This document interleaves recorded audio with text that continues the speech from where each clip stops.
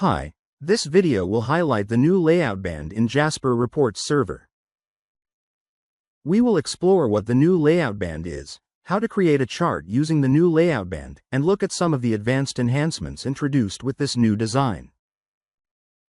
To begin, navigate to Ad Hoc Views and select Create. Now, select the required data source.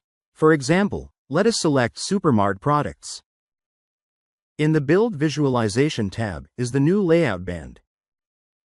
The two handy drop areas, with labels that dynamically adjust based on your selected visualization type. For example, select Bar Chart to observe this change. Click the arrow to collapse or expand the Build Visualization tab whenever you need to. The empty canvas indicates the requisite fields and measures to be selected. The required input changes based on the visualization type you select. Hover over the department or brand name. These tool tips tell you more about the individual fields or measures. Let's create a chart, for example. First, select the bar chart from the visualization selector. Next, drag the sales and category to X-axis, and the brand name to bars. And here's your sales chart. In the Build Visualization tab, you can easily rearrange the fields or measures. Here, for example, click the brand name's kebab menu and explore the features like Remove from Bars, Move to X-axis, Create Filter.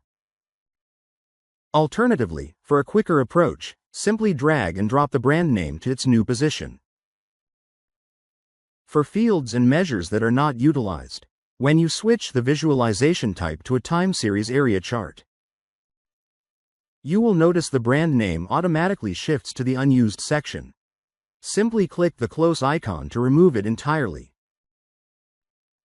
To summarize, we explored the new layout band in JasperReports Server, created a chart using a new layout band, explored field and measure management, and indicators for unsupported and unused fields and measures. For more information, visit our documentation page. Thank you for watching.